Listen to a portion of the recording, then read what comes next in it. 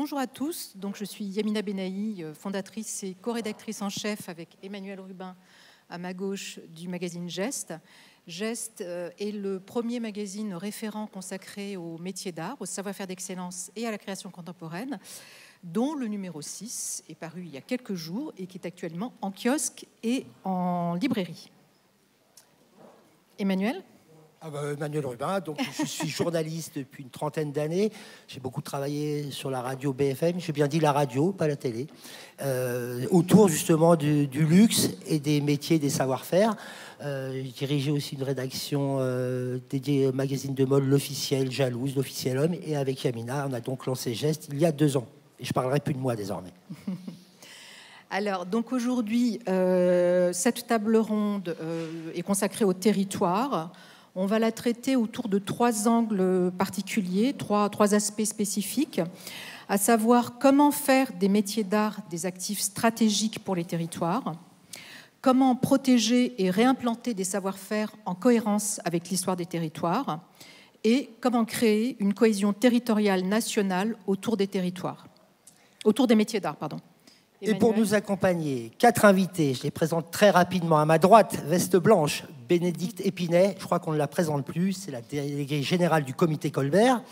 À ses côtés, Franck Boély. Vous êtes le président de France Industrie Créative. On rappellera rapidement tout à l'heure ce que sont chacune de vos instances. À ma gauche, c'est Aline Houdet-Diebold. Alors là, on a affaire à une artisane. Vous êtes une artisane du papier, une designeuse papier, et vous avez cofondé la Villa Canopée. Ça va être intéressant parce qu'on va véritablement voir un cas d'école sur comment on s'inscrit et on inscrit les métiers d'art véritablement dans le local, dans les territoires. Enfin, Philippe Huppé, ancien député de l'Hérault, peut-être à nouveau un jour, et surtout ici aujourd'hui parce que vous êtes le président de Villes et Métiers d'Art. Alors, Bénédicte, on va commencer par vous. Donc, Bénédicte, vous avez une longue et brillante carrière, première carrière dans la presse en tant que journaliste et directrice de rédaction d'un certain nombre de supports. Et vous êtes, depuis 2020, à la tête du comité Colbert, fondé donc en 1955-54 par Jean-Jacques Guerlain, qui aujourd'hui réunit 93 maisons de luxe françaises, 17 institutions culturelles et 6 maisons de luxe européennes.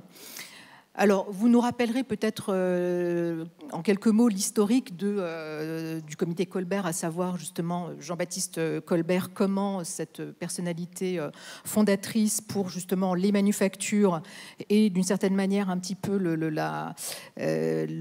désenclavement des territoires via l'implantation des manufactures. Alors, peut-être dans un premier temps, par rapport aux maisons du comité, quelle est pour vous la définition du Made in France et l'implantation, comment le vivez-vous et comment le mettez-vous en œuvre, l'implantation du Made in France par justement l'ensemble des maisons du groupe, du comité? Alors vous avez 2 heures.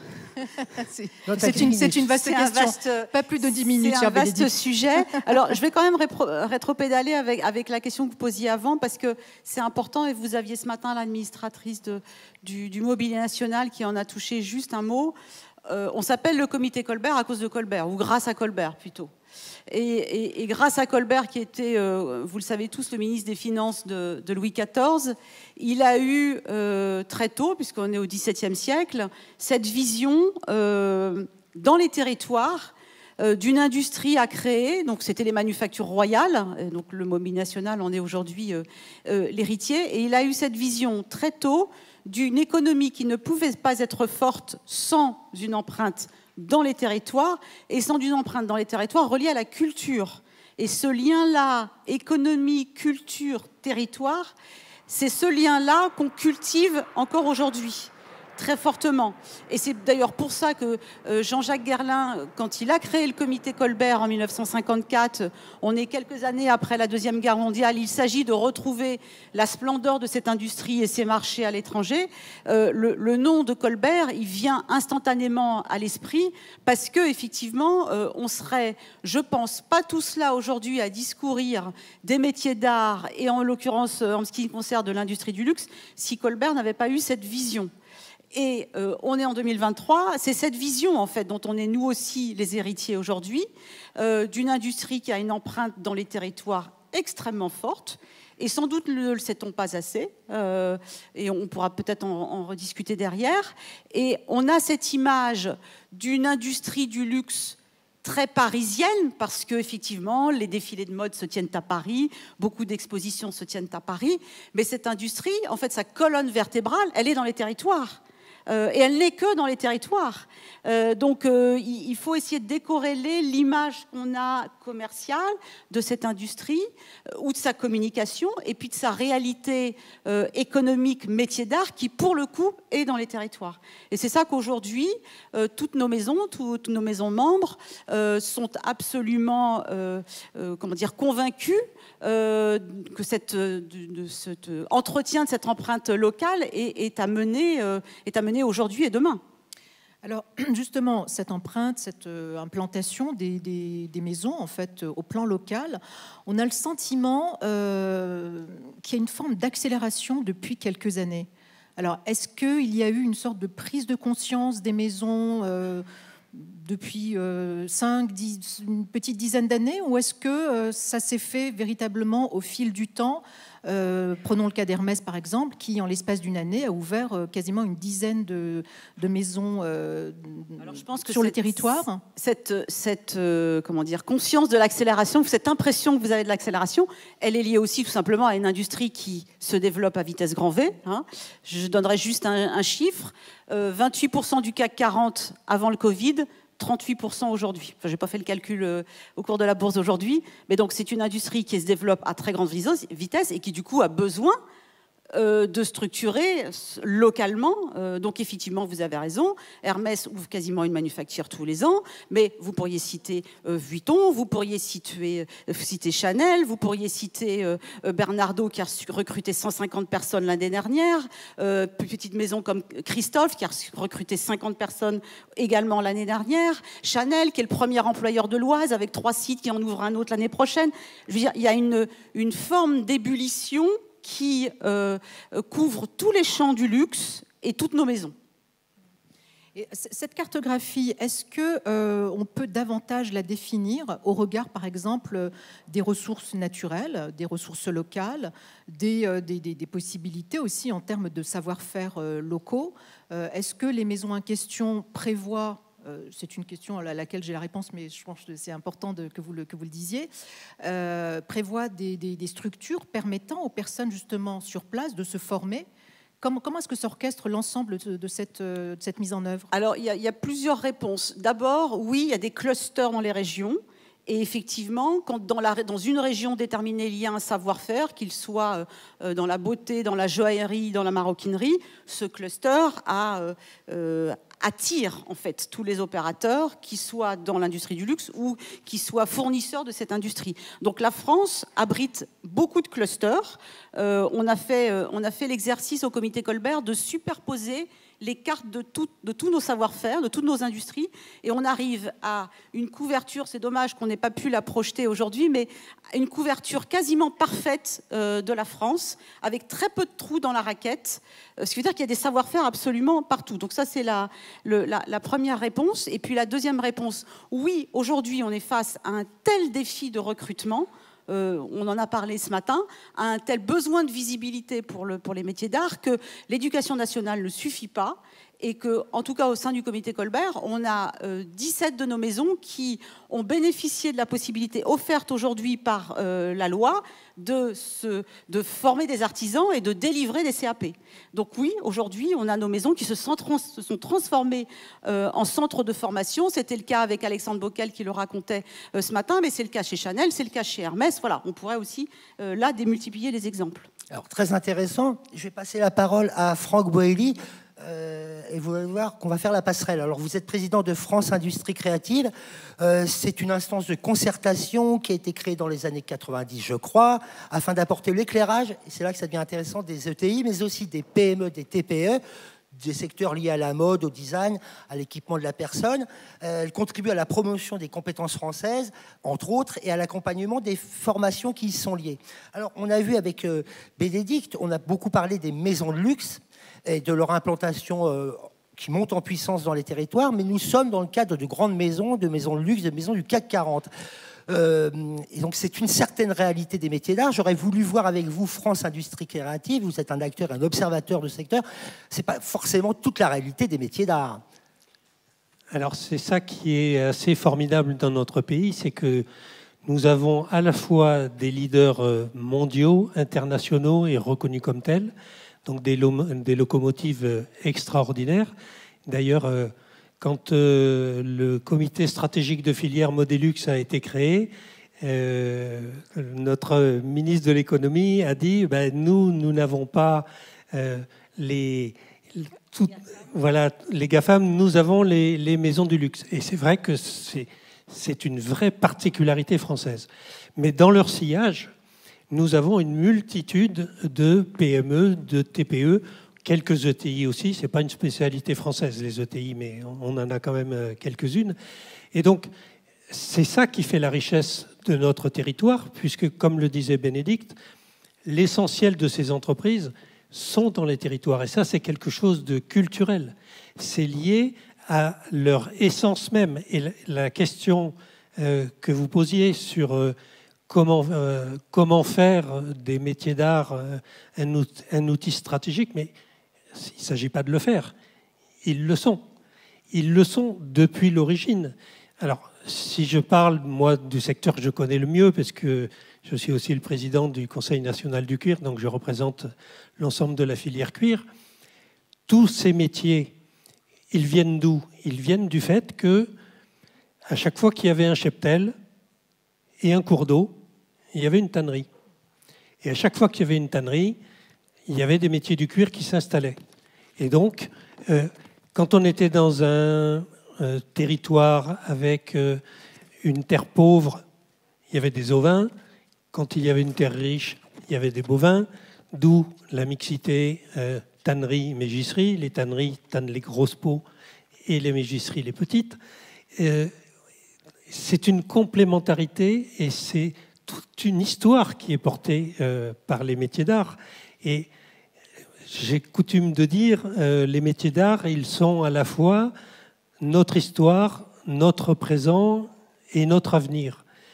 Ils sont notre histoire pour ce que je viens d'expliquer, c'est-à-dire que toutes les entreprises qui existent, elles ont une origine qui remonte très loin dans le passé, qui correspondait à des besoins matériels à l'époque, qui ne sont plus du tout les mêmes aujourd'hui. Les créations d'emplois, Bénédicte vient de le dire, les créations d'emplois, elles sont faites par des métiers manuels et des métiers d'art, notamment. Et notre avenir, quand on s'interroge, notamment quand on parle de ChatGPT, en se disant ça va supprimer des milliers d'emplois, tout le monde est terrorisé, personne ne sait l'impact que ça va avoir, les métiers d'art sont tranquilles. Les métiers d'art ne seront jamais attaqués. Les métiers d'art, ils sont tellement spécifiques. Il y a une telle capacité entre l'intelligence de la personne qui fait ce métier et l'intelligence de sa main, ça n'est pas transposable sous forme numérique. Alors justement, c'est très intéressant, vous parlez de l'histoire du présent, mais vous avez évoqué le présent et l'avenir. Si on réfléchit 2 secondes, ce qui a changé par rapport au temps de Colbert, même si elle existait déjà, c'est l'Europe. Les territoires, c'est la France, c'est l'Union européenne.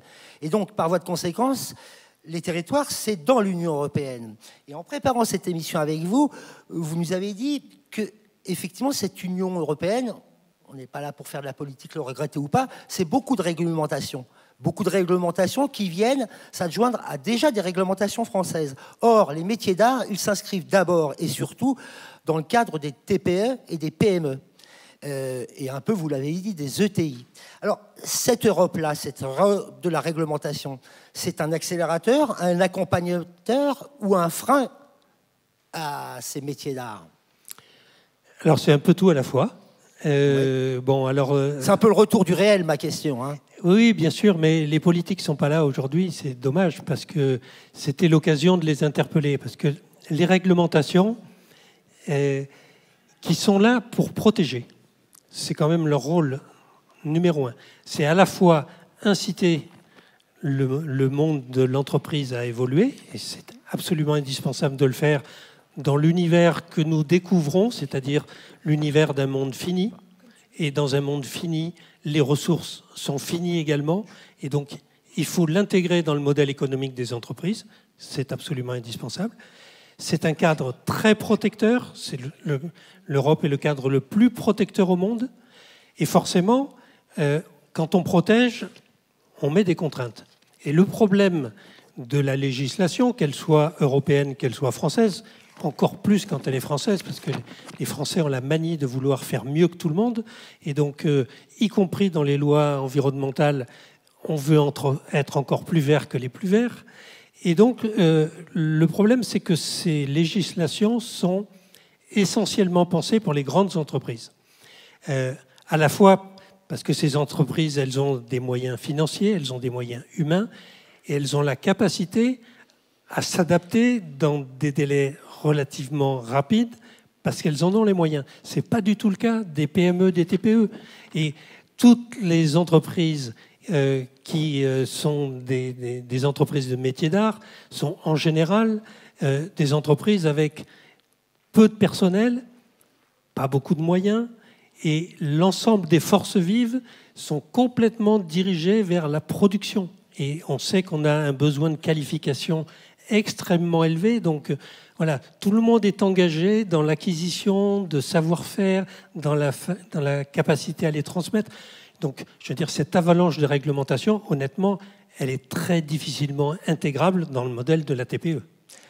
Avant de passer la parole à Philippe Huppé, qui est un politique, en tout cas un ancien politique, et qui pourra vous apporter la réponse ou un éclairage, peut-être une réponse du comité Colbert des maisons de luxe à ce qui vient d'être dit. Est-ce que justement les maisons de luxe peuvent aider ces petites entreprises, ces TPE, elles le font parfois en les intégrant à leur système, ou bien est-ce que la logique des maisons de luxe est de tracer vers leur destin, vers leur réalité, au risque peut-être d'abandonner en route ou de ne pas suivre ces petits ateliers qui sont la réalité en vérité de ces métiers d'art? Oui, mais alors encore une fois, je pense qu'on a une vision très parisienne des maisons de luxe qui sont entourées de quantité de petits fournisseurs et qui font vivre au contraire quantité de petits fournisseurs.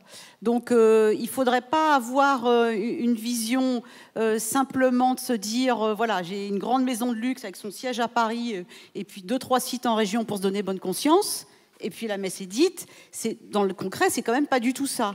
Tous ces clusters dont je parlais, la réalité, c'est quand même bien ça. Et on a vu pendant le Covid, où on a été alerté par pas mal de ces petits fournisseurs en disant ne nous oubliez pas, nous on est là et on tire la langue, les commandes se sont arrêtées. Je pense qu'on a eu beaucoup d'entreprises qui, à ce moment-là de luxe, qui ont pris la parole en disant on est au rendez-vous, on est là. Et on vous soutiendra. Donc, encore une fois, voilà, pas trop s'enfermer dans une image venue des sièges sociaux à Paris. Oui, eh bien, on va justement vraiment la partir du côté des territoires. Philippe Huppé, ancien député de l'Hérault, je l'ai dit, Ville et Métiers d'Art, je rappelle, une association qui a été créée, vous me corrigez si je fais une erreur, 1992. Aujourd'hui, ce sont 99 collectivités qui sont regroupées au sein de Ville et Métiers d'Art, ce qui représente... Combien ? 103 EPCI, je suis journaliste, il faut me corriger. Ça représente en tout, si on compte donc à travers les métropoles, les communautés de communes, les villes moyennes, les petites communes, 605 communes, ou un peu plus aujourd'hui. L'idée forte du réseau, c'est de favoriser le développement et la transmission de tous les savoir-faire d'exception, notamment avec ces villes qui sont dépositaires d'un label, Villes et Métiers d'Art, qui est attribué pour 5 ans par un comité d'experts. Alors justement, d'abord peut-être une réponse à ce qui a été dit. Je vous ai vu bien sage, bien posé. Je pense que vous avez un regard et je vous poserai quelques questions plus axées là véritablement sur les territoires. Bonjour. Je vous avais dit qu'il fallait me donner la parole avant Bénédicte Épinay. Avant, elle a tout dit, donc c'était un choix. Je veux dire, c'était la question de savoir lequel on fait parler en premier. À part bénir ce qui a été dit, parce qu'elle est dans le juste. Alors je voudrais juste répéter juste 2 petites choses. Pour l'instant, il y a 400 millions de consommateurs du luxe dans le monde, et en 2030, il y aura 500 millions de consommateurs du luxe dans le monde. Au moins, ça replace un peu ce que sont les métiers d'art. Et il me semble que, et là je partage ce qui a été dit, la France est en avance. Où je me désolidarise un tout petit peu, c'est qu'elle est en avance, certes, mais ça peut se perdre, cette avance, si on ne fait pas attention.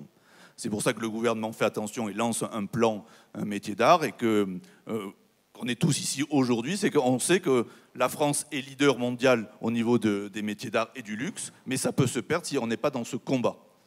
Et c'est pour ça aussi peut-être que les entreprises du luxe ont besoin de personnes qualifiées pour fabriquer, tout simplement, et on va dans les territoires, parce qu'on ne peut pas imaginer que toutes les entreprises du luxe créent à Paris et dans sa région des centres de formation. Donc on va naturellement dans les territoires chercher cette main-d'œuvre et leur permettre de se remettre au travail. C'est ça qu'il me semble important de signaler. Pour résumer, on est dans un combat et il faut qu'on le gagne. On a une avance grâce à l'industrie du luxe, elle apporte énormément. L'industrie du luxe, ce n'est pas automatiquement tous les métiers d'art sur les territoires. Une grande partie des artisans d'art ne vivent pas de leur métier. Et justement, l'un des axes... Je savais que j'allais un peu plomber l'intervention, mais c'est peut-être pour ça aussi. Je pense que c'est réel. Voilà. Justement, l'un de vos axes de combat pour accompagner ces territoires, c'est justement la protection de ces métiers d'art, à travers notamment des labels, et un label qui est assez connu, c'est l'IGP. On a vu tout de même que l'industrie du vin en France a pu profiter et être très fortifiée durant toutes ces années grâce aux AOP et aux AOC. Et notamment, le champagne a pu sauver ce qui était sauvable et être aujourd'hui l'un des industries florissantes des vins spiritueux. Mais aujourd'hui, en ce qui concerne les métiers d'art, quels sont les axes de protection qui peuvent être menés? Et attention, autre question, attention à ce que les labels, trop de labels tuent pas les labels. Est-ce qu'il ne faut pas... Vous êtes vous-même dépositaire d'un label, Ville et métiers d'art. À la fin, ça devient la combinaison, vous savez, des champions de Formule 1. On ne sait plus vraiment quel est le sponsor. Le vin, c'est aussi le Languedoc-Roussillon. Hop, je passe. Et la Bourgogne. Et honnêtement, on n'est pas dans la protection des métiers d'art. Ça, c'est depuis 1945 qu'on est dans la protection des métiers d'art. À un moment, il faudra peut-être dire qu'on est aussi dans la promotion des métiers d'art et dans l'offensive des métiers d'art. C'est comme ça qu'on réussira. Si on commence à chaque fois à dire on est dans la défense, les arts décoratifs ont disparu, maintenant sont les métiers d'art. En gros, c'est ça quand même l'histoire aussi. Et on est dans cette idée d'être sur la défensive. Je crois qu'il faut aller vraiment sur une volonté internationale d'aller à la conquête du monde. C'est peut-être ce qui redonnera aussi du sens à nos métiers d'art. On n'est pas simplement en train de construire, de fabriquer quelque chose, on est aussi en train de passer un message. Ça a été dit ce matin, je le partage entièrement. Il y a une philosophie, un sens de la vie dans les métiers d'art. Et c'est dans ce sens qu'il faut aller. Et je crois que la France a aussi cette mission, c'est-à-dire quand on fabrique quelque chose, de l'exporter et d'expliquer ce que c'est que cet objet, c'est un objet culturel aussi. Et ça ce que font les autres pays. Attention, ils ne nous attendent pas pour le faire. C'est pour ça que je pense qu'à l'international, on est vraiment sur un combat de place. La France a la première place. Les autres pays ont bien compris qu'il y avait 500 millions, si on le dit dans les Échos, ça veut dire que ça existe peut-être, que d'autres le lisent aussi, les Échos, je l'espère. Il y a 500 millions de consommateurs de l'industrie du luxe. Voilà la réalité. Donc il y a un vrai marché de 260 milliards. Est-ce qu'on peut rappeler, Philippe, le rôle de votre association Ville et Métiers d'Art qui a maintenant plus de 30 ans? Concrètement, quel est votre rôle et quels sont finalement vos objectifs et les résultats, disons, depuis ces 5-10 dernières années? Mon rôle serait de vous parler de Don Robert, si j'avais un peu de temps, et vous voudrez bien écouter ce que c'est qu'un joli cartonnier et ce que c'est que le rêve au niveau des métiers d'art. Et donc d'Aubusson, et donc de Sorèze, et donc de mon association qui est territoriale, c'est-à-dire qu'on va chercher des gens qui sont dans des territoires et on essaie de les accompagner dans ce développement personnel, mais aussi économique. Ce n'est pas simplement du tourisme, les métiers d'art, c'est aussi un développement économique et des gens qui vivent dans des territoires. Et s'ils sont... J'aime bien Don Robert, excusez-moi cette tapisserie, mais s'ils sont là, c'est qu'il y a quelque chose. S'ils sont à Aubusson, si ce cartonnier est à un calca une abbaye, et s'il fait faire à Aubusson, qui est assez loin de Sorèze, s'il fait faire ces tapisseries, c'est qu'il y a quelque chose. Et il a trouvé quelque chose dans le Tarn, et ça magnifie ce qu'il est en train de produire, cette tapisserie qui est extrêmement vivante. Et dans cette tapisserie, il n'y a pas d'horizon. Ça, c'est assez intéressant. Ça veut dire qu'on est dans le concret et le réel. Et les métiers d'art sont dans le concret et le réel, au milieu d'une nature. Et je crois que là, c'est très moderne. Voilà ce que fait mon association. Alors, je sais que c'est un peu déconnecté. Alors, je vais être plus précis. C'est de promouvoir les métiers d'art dans les territoires et faire en sorte que dans ces territoires, il y ait une richesse qui se développe de plus en plus autour de l'artisanat d'exception. Volontairement, je suis désolé, mais volontairement, j'emploie pas le luxe. c'est de l'artisanat d'exception. Je pense que c'est un geste d'exception. Et les entreprises du luxe l'ont tellement compris qu'elles essaient de former des gens dans ce geste d'exception. On va au-delà du luxe, je crois. Si on s'arrête au luxe, on peut se poser la question sur le luxe et on peut ne pas être d'accord à un moment ou à un autre. Surtout quand je vous dis qu'il y a 500 millions consommateurs de l'industrie du luxe. Par contre, si je vous parle de geste d'exception, on peut comprendre qu'il y ait 500 millions de gens qui recherchent ce geste d'exception. Et mon association est là pour promouvoir ces territoires, et dont Robert, parfois, quand ça me prend. Mais pour revenir à ce que vous avez répondu, mais c'est peut-être que la question n'était pas assez précise, sur ces protections, notamment l'IGP, en quoi justement ça n'enferme pas dans le passé et que ça propulse dans l'avenir. On voit avec les patrimoines immatériels de l'UNESCO, qui échoient parfois à tout un tas d'univers, notamment dans le monde de la gastronomie. Parfois, on a l'impression que ça muséifie beaucoup plus quelque chose que ça le promotionne. On l'a vu avec certains domaines. Est-ce que ce n'est pas le risque non plus d'enfermer dans un carcan, certes très noble et aristocrate, mais qui te rappelle à la mémoire et au passé et ne te propulse pas vers l'avenir? Du bon usage du label. Je ne suis pas persuadé de me faire réélire avec vos questions et surtout mes réponses. Heureusement, je suis loin de zéro. Vous avez 4 ans, ça va. Ah oui. Les métiers d'art sont un tout petit peu quand même élitistes. Je veux bien qu'on essaie d'être le plus démocratique possible et le plus égalitaire possible. À un moment, il faut une formation au beau. Que l'œil soit exercé à voir quelque chose. Le beau, je vous laisse la définition. Peu importe, chacun aura sa définition. Mais à un moment, il faut avoir envie de boire dans une tasse japonaise, il faut avoir envie de boire dans un bol du potier d'à côté et non pas d'un bol d'Ikea ou avoir les moyens. Ça va de pair, mais parfois on peut acheter un bol par an à 20 € et éviter le bol d'Ikea.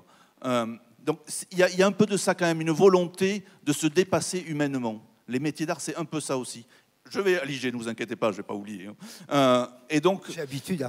L'IG, je pense que ce n'est pas du tout du protectionnisme. C'est une façon de montrer et de mettre en avant un savoir-faire d'un territoire. Une indication géographique, par exemple les pierres de Bourgogne, ou l'Aïol, même si ça tire, ou le Grenat de Perpignan, ou j'étais hier à l'IFOL, c'est-à-dire l'IG de l'IFOL, un des plus beaux sièges, une entreprise de siège à l'IFOL. Ce n'est pas une défense, c'est de dire qu'ici, il y a un savoir-faire, ici, il y a une histoire, ici, je vais vous raconter ce que c'est qu'un vrai siège, et je vais vous montrer le geste parfait. Et donc, je vais aller à la conquête du monde grâce à ça. C'est ça, l'IG. C'est d'abord d'enraciner dans un territoire, et ensuite de pouvoir proposer l'objet aux autres, et de raconter une histoire. Parce que comme le vin, excusez-moi, je suis de l'héros, donc je vais un peu faire sur le vin, plus personne boit du vin. Depuis longtemps, ce n'est plus un aliment, le vin. Depuis longtemps, on boit du vin pour son plaisir. Les métiers d'art, c'est un peu ça. Le vin, c'est aussi du luxe. Hein. On aura beau le raconter comme on voudra, c'est aussi du luxe maintenant. Et donc, on met une bouteille au milieu de la table pour raconter la bouteille. Pas pour la boire, à la rigueur, on pourrait ne pas la boire. Mais on va la raconter. L'objet, c'est la même chose. On va se servir d'un beau verre, d'assiette, ainsi de suite, pour raconter d'où ça vient et pourquoi je prends du plaisir à être là, dans cette table, autour des arts de la table. Et c'est ça le plus important. Et l'IG procure ce plaisir aussi. Alors je sais que j'en suis très loin, mais c'est ça. Non. Un cas d'école, justement. Absolument, un cas d'école, Aline Oudé-Diebolt. Vous incarnez véritablement justement cet ancrage territorial. Donc, comme on l'a rappelé au début, vous êtes designer papier, vous êtes installé à Paris, vous êtes associé en 2017 avec Clément de Marson. Votre formation, c'est Duperret, donc une école extrêmement réputée. Vous avez bénéficié d'ailleurs tous les deux d'une résidence qui a été extrêmement formatrice pour vous et qui a été une forme un petit peu de réveil autour de tout ce qui concerne les possibilités liées aux résidences, qui est la résidence des ateliers de Paris.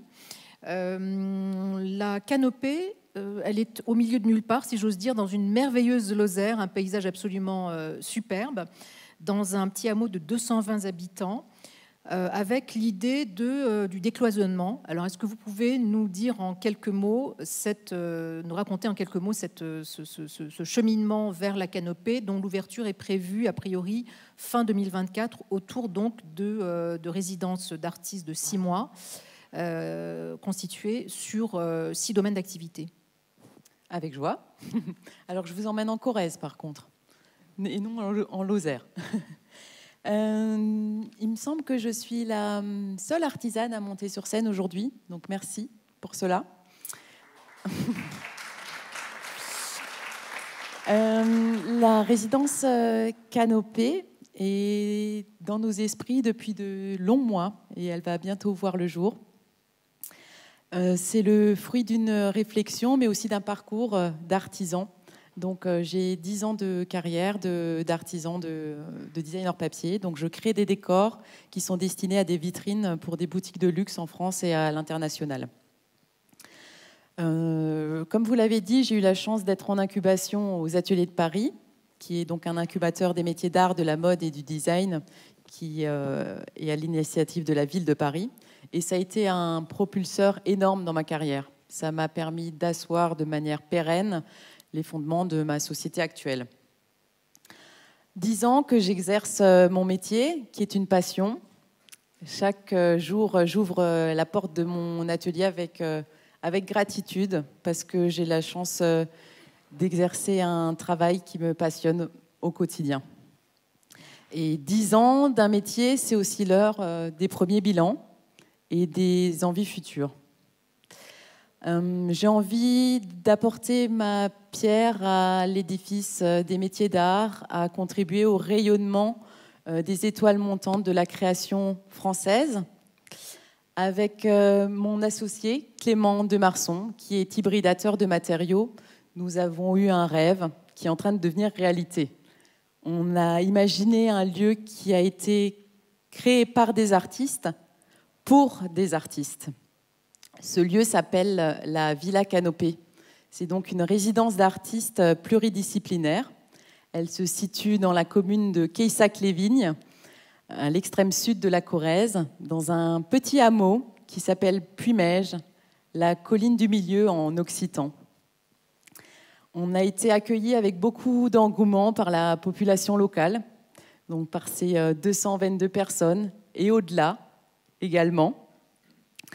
Donc la première étape, lorsqu'on ouvre un atelier et qu'on a la chance de la franchir et qu'il tourne, on est rapidement confronté à une seconde étape qui est une problématique récurrente chez les artisans, de renouveler et de réinterroger sa pratique. L'objectif de la Villa Canopée est d'offrir du temps de recherche aux artisans qui en sont arrivés à ce stade.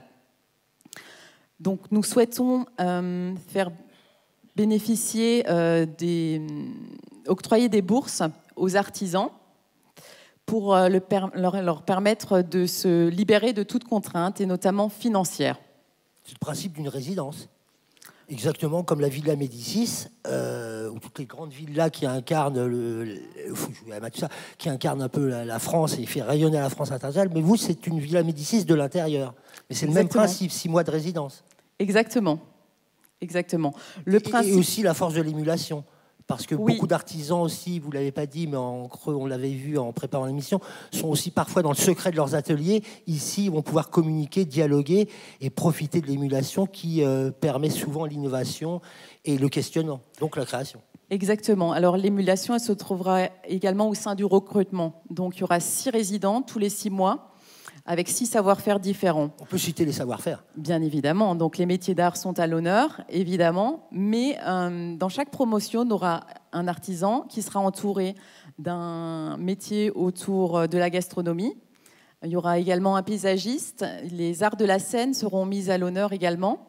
On aura également les métiers de la littérature et de la musique. Donc l'idée, c'est de faire rentrer en interaction des métiers qui n'ont pas forcément l'habitude de se côtoyer pour donner naissance à des collaborations extraordinaires. Et alors, question un peu naïve, mais pourquoi avoir choisi la France profonde, prenons le mot, pourquoi avoir choisi ça? C'est vrai que toutes les grandes villas à l'étranger sont dans des... on connaît la Villa Médicis à Rome, mais on est toujours dans des grandes villes internationales. Vous choisissez vraiment, c'est presque un contre-pied, c'est presque un acte de rébellion, de dire non, on va aller en France et en France profonde. C'est un choix qui est courageux, mais peut-être aussi téméraire, parce que comment faire rayonner une telle villa et des résidents lorsqu'on est parfois un petit peu cloisonné? Alors effectivement, on a choisi de sortir les artisans de leur zone de confort. On veut les déconnecter pour qu'ils se reconnectent à eux-mêmes et par extension à leur art. On souhaite également qu'ils s'interrogent sur les valeurs de notre territoire et les ressources de notre territoire. En Corrèze, on a la chance d'avoir de très beaux noyers. On a les pans de Travassac qui sont une réserve d'ardoise. On a une très belle corderie également, des moulins à papier. Et on a envie de les emmener en immersion au sein de tous ces savoir-faire, de toutes ces traditions. Qu'ils apportent leur regard nouveau et qu'ils créent un dialogue. Concrètement, comment avez-vous pu justement mener à bien donc, ce lieu dont j'ai vu quelques renderings et qui paraît effectivement absolument formidable? Sur quel financement, comment avez-vous pu monter au plan financier ce projet qui est très ambitieux, effectivement, puisque chaque résident perçoit mensuellement une bourse d'un montant, pour le moment, qui n'est pas encore tout à fait validé, donc je ne vais pas le dire, mais qui paraît très confortable. Oui. Alors, l'acquisition des biens a été faite en fonds propres. On croit énormément en ce projet et on a envie d'aider les artisans à notre tour. On a également des mécènes qui nous suivent et nous sommes actuellement encore à la recherche de partenaires pour mener à bien ce projet. Ça tombe bien, il y a le comité Colbert, il y a beaucoup de maisons là, c'est le moment. Mais non, justement, je pose la question, quand vous voyez ce genre d'initiative courageuse, très ancrée, des artisans avec les artisans, une espèce de communauté, comment vous réagissez, vous qui êtes comme ça, qui est délégué général de plusieurs maisons de luxe, et est-ce que justement le rôle des maisons de luxe n'est pas parfois d'accompagner ce genre d'initiative? Elles le font, vous l'avez dit. Elles le font, elles n'ont pas besoin du comité Colbert pour le faire, hein. Elles le font, mais elles ne le communiquent pas forcément non, dessus. Mais je dis ça parce mais, que oui, mais moi je salue tout à fait ce genre d'initiative, et hier dans mon bureau, j'avais le président de la manufacture de Gien qui est en train de créer dans la région Centre-Val-de-Loire une résidence d'artistes et de faire aussi créer un écosystème sur les métiers d'art. Donc nous, on est très accompagnants, très admiratifs de toutes ces initiatives. C'est là où je voulais vous mener, mais c'est très bien, vous m'avez répondu. Allez-y, je vous prie, je vous ai coupé, mais c'était oui. Pour votre bien, hein, c'est comme ça, hein, comme le tour de table n'est pas bouclé. C'est gentil, merci. Vous me remercierez plus tard. Je veux bien une résidence, moi. Pas besoin de journaliste, non? Non plus. Jamais, quoi. Catégorie de littérature, éventuellement. Non, je suis mauvais. L'idée de ce lieu, c'est également qu'il soit fédérateur, de créer des ponts également avec les locaux, de créer des temps forts. C'est une grande chance pour nous d'avoir sur le territoire des savoir-faire aussi exceptionnels pendant 6 mois. Donc ça va nous permettre d'imaginer des événements culturels, d'avoir des interactions par exemple avec des écoles pour avoir des initiations à des savoir-faire. On aimerait bien également mettre en place des conférences sur des matériaux, sur des techniques, des projections bien évidemment, des expositions, des restitutions, des recherches des résidents.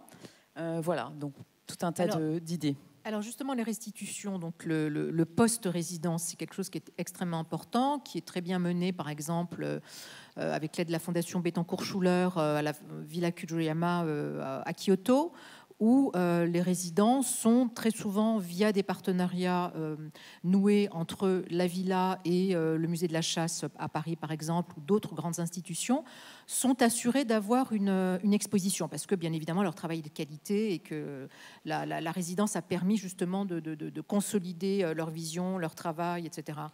Au plan pratique, vous avez, en termes de restitution, vous m'avez indiqué que c'était plutôt au local, c'est-à-dire vraiment au très très proche environnement. Est-ce que vous envisagez de nouer des liens avec des musées locaux, des musées nationaux, des musées qui puissent permettre justement une plus forte visibilité à ces travaux de résidents ?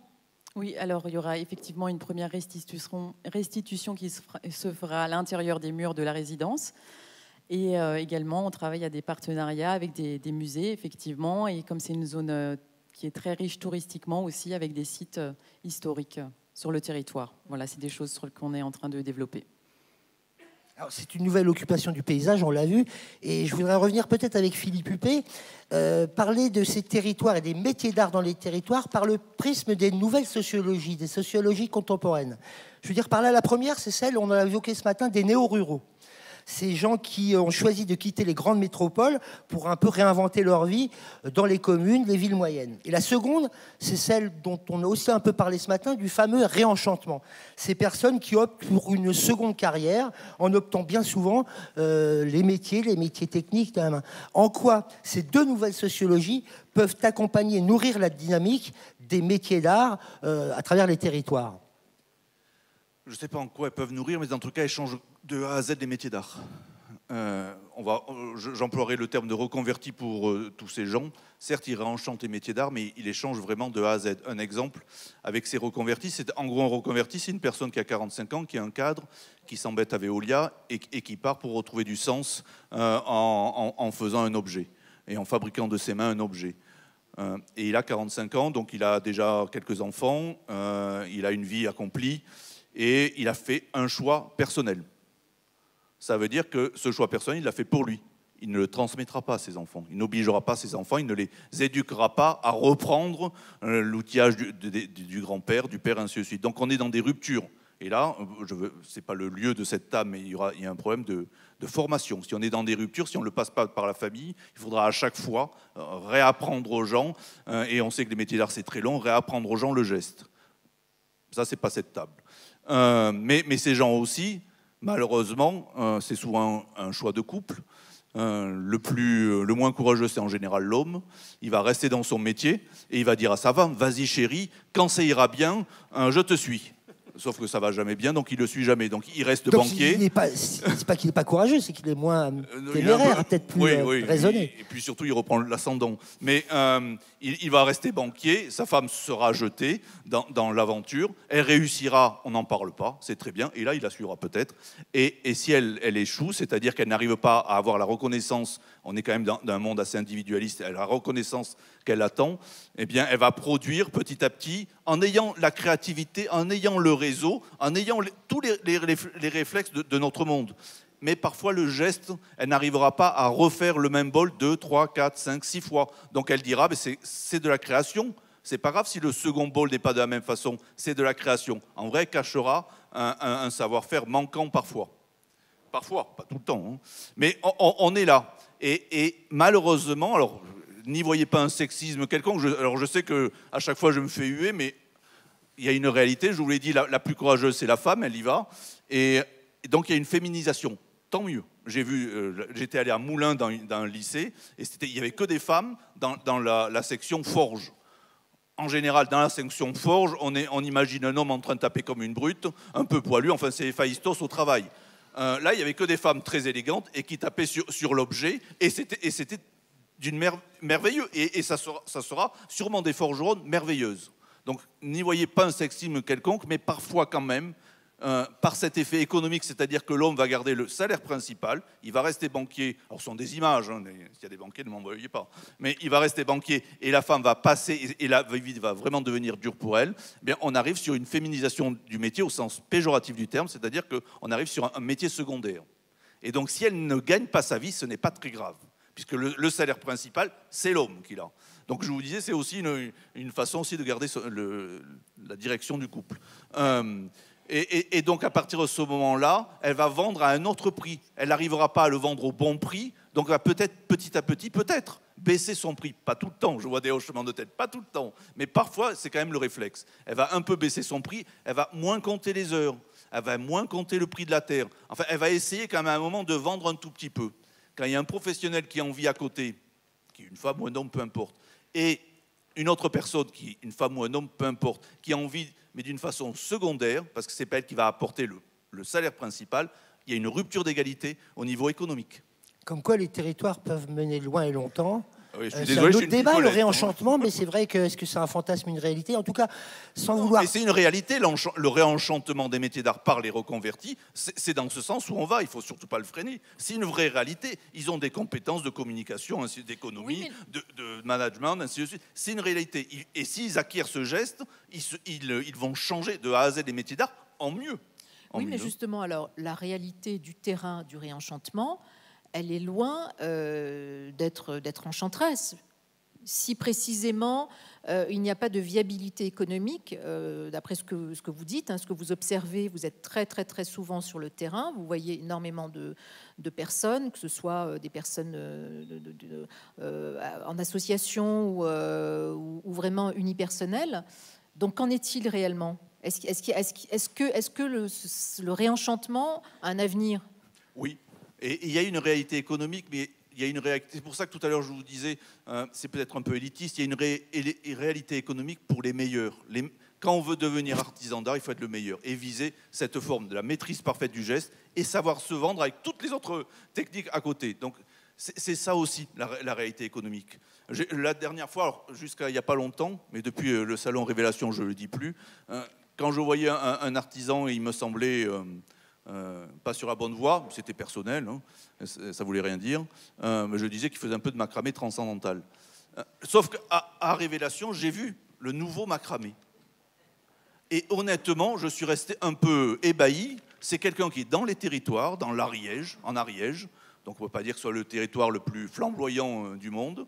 Mais par contre, elle a un agent à New York, c'est une reconvertie. Elle a un agent à New York, elle a fait des études un peu partout, elle est allée apprendre son métier aussi du macramé en Amérique du Sud. Elle est revenue en Ariège, elle a 5 employés. Et le premier jour de Révélation, elle a vendu cet objet en macramé 30 000 € à New York. Voilà, donc il y a une réalité économique. Mais en même temps, elle a réinventé son métier. Honnêtement, vous verriez cet arbre, puisque c'était un arbre, vous ne voyez pas le macramé avec le pot dessous. C'est autre chose. C'est autre chose. Et d'un coup, vous dites, mais le macramé, réinventé comme ça, grâce à cette personne, cette reconvertie, elle vient de changer et de relancer un métier, de redonner une direction à un métier qui est un métier exceptionnel et qui donne du sens. Je crois qu'on a vu le même. Hein. Et honnêtement, si j'avais eu les moyens, je l'achetais. Franck Broydy, vous êtes France Industrie Créative, justement. Est-ce qu'il y a une part importante, vous les voyez, ces néo-réenchantés, néo-convertis, néo-ruraux, occupés du terrain, c'est souvent des entreprises un peu unipersonnelles. C'est une réalité ou pour l'instant c'est plus de l'ordre, encore une fois, je suis désolé du mot, mais du fantasme? Alors moi, je n'aurais pas la réalité désenchantée de Philippe. Franchement, les reconvertis, ils font les beaux jours, à la fois des PME et des TPE, mais également des grands groupes. Il faut savoir qu'aujourd'hui, à peu près la moitié des recrutements viennent des reconversions. C'est-à-dire que des gens qui ont véritablement envie. On a évoqué ce matin le choix par dépit, ce qui est une véritable catastrophe pour nos métiers de savoir-faire, pour nos métiers de main-d'œuvre. Et on a énormément de jeunes qui sont recrutés parce que dans notre modèle, ils sont en échec scolaire. C'est-à-dire que ils ne correspondent pas au modèle intellectuel de ce que même les parents projettent sur leurs enfants. Puisque c'est quand même les parents eux-mêmes qui guident leurs enfants dans leur choix professionnel. Et donc, on a cette contrepartie. Heureusement, on a des gens qui arrivent riches d'une volonté de réussir, de changer d'orientation et qui viennent avec la perception qu'ils peuvent avoir de fabriquer un produit de leurs mains. Je dirais, ils s'éclatent. Ils sont heureux de cette transition et heureusement qu'ils sont là. Parce qu'il y a ceux qui s'installent à leur compte. Alors peut-être qu'ils ont une vie un peu chaotique, qui n'est pas forcément, il n'y a pas forcément la réussite internationale immédiatement derrière. Mais il y a tous ceux qui sont incorporés dans des entreprises existantes. Et aujourd'hui, c'est à peu près la moitié de la cohorte des gens qui sont recrutés dans nos métiers. Donc c'est ça aussi la réalité du terrain. Et heureusement qu'on a cette évolution aujourd'hui, des gens qui se disent, qui reprennent leur vie en main. Hein. Avant, on disait... voilà, il faut réussir dans la vie. Maintenant, il faut réussir sa vie. C'est quand même très différent. Et là, dans les métiers manuels, on réussit sa vie. C'est ça qui est merveilleux. Alors, Bénédicte Épinay, de votre point de vue, du point de vue du comité Colbert, de votre observation réellement de terrain, Quelle analyse faites-vous? Alors, je fais exactement la même que celle de Franck, ça tombe bien, heureusement. Je dirais même peut-être un peu plus. Alors, je vais vous donner 2 exemples, et je pense que c'est une évolution qu'on voit encore plus depuis la sortie de la pandémie, c'est-à-dire ce besoin de donner du sens à sa vie. On a été enfermé dans son bureau, dans un job qui ne nous passionnait pas, et tout d'un coup, on a le temps de réfléchir et on se pose des questions. Et donner du sens à sa vie via les mains, ça paraît tomber sous le sens, et c'est une réalité. Et je vais vous donner 2 exemples. J'ai été il y a 15 jours à l'inauguration d'une ganterie Hermès à Saint-Junien, près d'Angoulême. 98%, vous m'entendez bien, 98% des artisans de cette ganterie sont des reconvertis. Tous. J'ai vu des nounous, j'ai vu des anciens ouvriers du bâtiment, j'ai vu des anciens chauffeurs de taxi. Alors des métiers qui a priori conduisent bobo pas. Reconverti, là. On n'est pas dans le bobo reconverti. On n'est pas du tout dans le bobo reconverti. Céramique. On est des gens qui étaient malheureux localement. Voilà, dans un job, des caissières de supermarché, enfin voilà, tout un tas de profils qui ont eu, comme tous les salariés, les artisans qui postulent à l'entrée chez Hermès, un test d'aptitude. Évidemment, il faut mieux pas avoir 2 mains gauches. Et puis regardez pas. Voilà, et qui ensuite rentrent dans un tunnel de formation. Donc ça, on va dire, c'est les reconvertis qui ont 30, 40 ans, et voire même, il m'a été présenté une dame qui venait d'entrer chez Hermès, qui avait 58 ans, et qui démarrait une nouvelle carrière. Je dis, vous n'allez peut-être pas la garder longtemps, mais en tout cas, voilà, elle avait l'air très épanouie. Donc ça, c'est les reconvertis, effectivement. Mais vous avez aussi des reconvertis tout jeunes. Et là, je citerai un exemple que j'ai vu chez Chanel à 19M il y a quelque temps, où j'ai magnifié. Donc vous savez que Chanel à 19M rassemble un certain nombre de manufactures d'art, de métiers d'art et rares. Et parmi tous ces métiers, il y a une entreprise qui s'appelle L'Oignon, qui fabrique les plissés-soleil. C'est absolument remarquable à voir ce ballet de ces jeunes pour faire le plissé-soleil. Et il y avait là un jeune qui avait 22 ou 23 ans.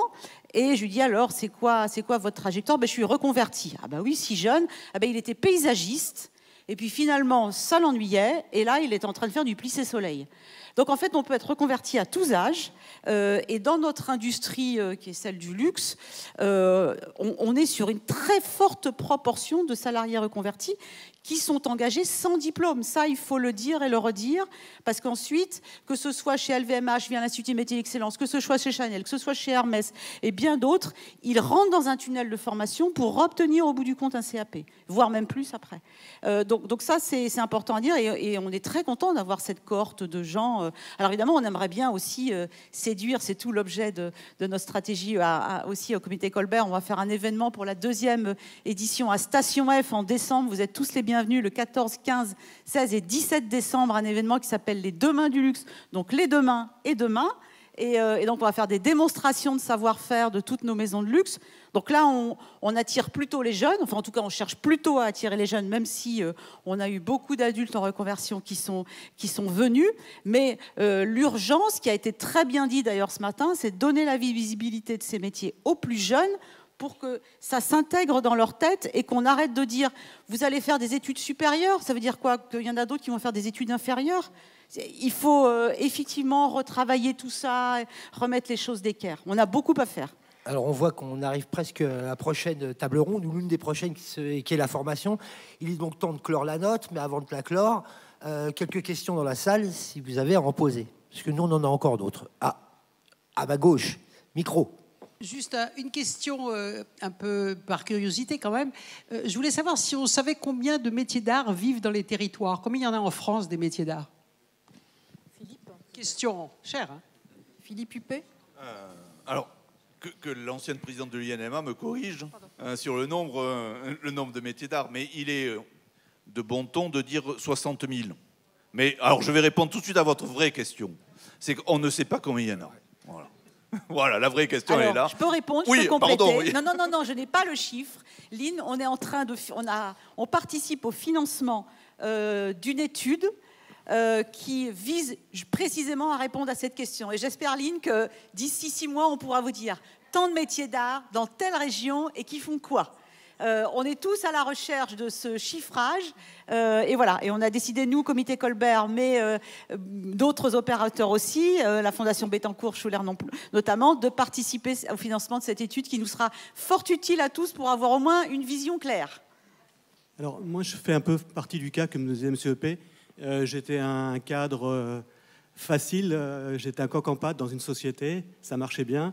Et puis j'ai tout lâché pour reprendre une entreprise à 40 ans. Mais vous n'êtes pas une femme ou... Non. M. Huppé, il a dit que c'était que les femmes. Hein. Non, mais là, c'est bon. Alors, ce que je voudrais dire, c'est que c'est des métiers de passion. On ne recherche pas forcément. On a acquis précédemment de l'argent, donc là-dessus, on sait comment. On n'a pas des besoins. On ne recherche pas à gagner des milliers et des cents. On cherche à valoriser un savoir-faire. Et donc, c'est vraiment, c'est pas facile, notamment quand on est tout seul et qu'on a une équipe, c'est pas facile d'avancer. On avance parce qu'on fait partie d'associations qui nous aident, et puis on s'entraide avec d'autres artisans qui nous font connaître, et puis on avance petit à petit. La problématique qu'on rencontre, c'est à la fois de se faire connaître. On a des soucis, on n'arrive pas à se faire connaître, et puis on a des soucis pour recruter. Moi, j'aimerais bien recruter des gens dans la céramique, dans la terre cuite.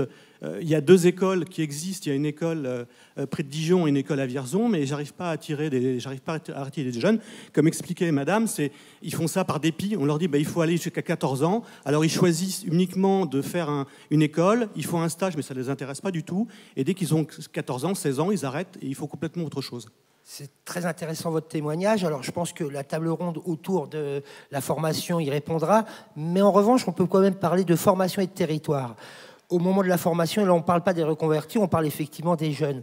Aujourd'hui, on a des grandes écoles des métiers d'art et de l'artisanat en France. Alors, on les connaît, elles sont souvent dans les grandes villes ou à Paris. C'est l'école. Pas seulement, enfin les métiers d'art, oui. Et Emmanuel Thiblou en était un exemple ce matin. Oui, mais il y a des tas de lycées professionnels partout en France. Justement. L'école supérieure. C'est très bien l'école Boulle, c'est très bien les Arts Déco. Elles sont formidables. Ce sont nos autres grandes écoles.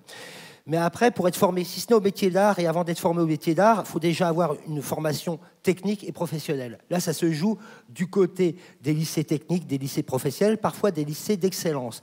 Et pour ramener au territoire, et pas promort sur la prochaine table ronde, est-ce que le maillage de ces lycées est suffisant en France? Et surtout, est-ce que ces lycées techniques, professionnels sont à la hauteur des attentes? Et là, je me tourne vers vous, puisque votre...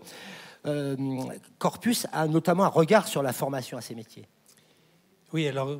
Ce que dit monsieur est une réalité, c'est que beaucoup de gens, et même et je vous laisse parler après, beaucoup de parents, parfois poussaient pendant des années à passer ton bac d'abord. Aujourd'hui, la mentalité est peut-être en train de changer.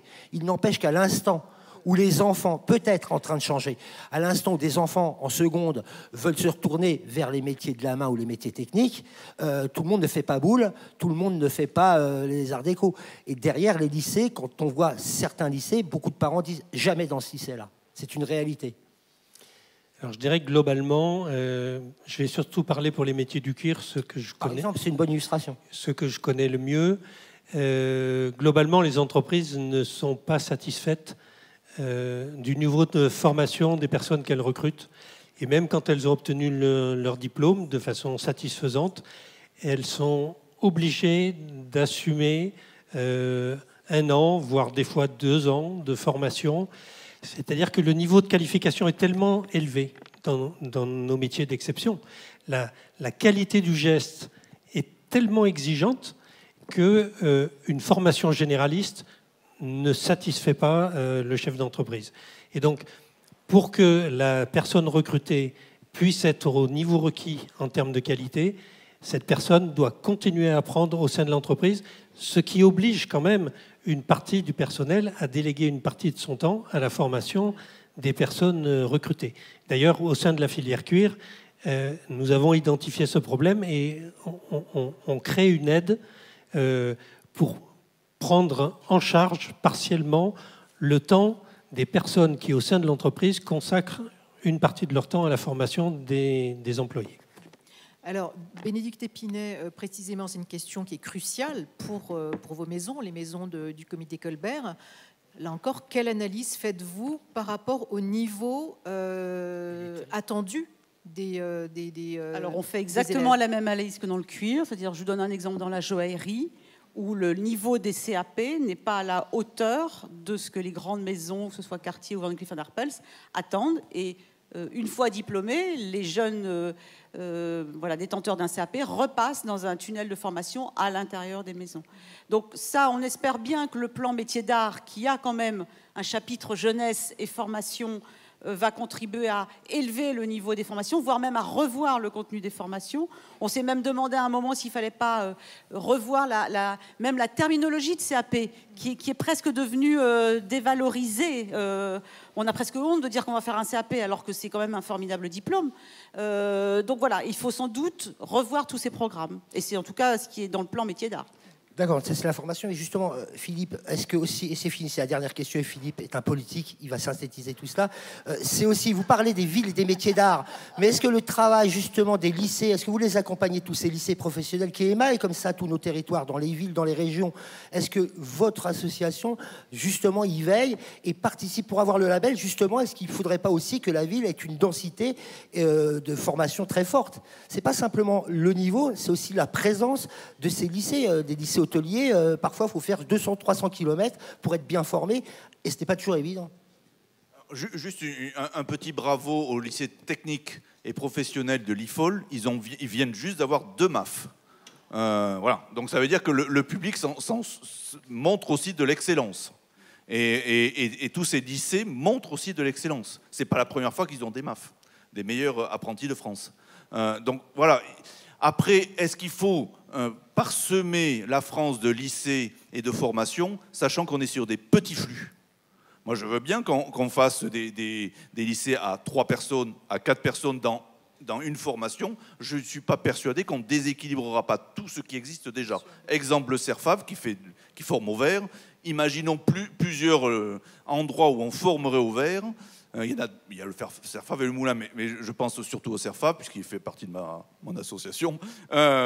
Si on faisait plusieurs endroits où on formerait les jeunes au vert, eh bien le CERFAV disparaîtrait. Donc, parce qu'on éparpillerait ces petits flux, il n'y aurait plus de raison économique, et à un moment ou un autre, je suis un peu désolé d'être un peu trivial, mais il faut revenir aussi sur l'économie. Il faut pouvoir former, mais à quel prix? Et il me semble, mais ça... c'est l'histoire, et je vous promets, j'arrête. Il me semble que c'est l'histoire. L'éducation au-delà du VAC, peu importe, à un certain niveau, c'est aussi partir de chez soi. Merci donc, à tous. Aller à Mirecourt quand on veut faire de la lutherie, c'est très bien. Il faut aller à Mirecourt. Merci à tous, et c'est le moment de repasser la parole à la maîtresse de cérémonie.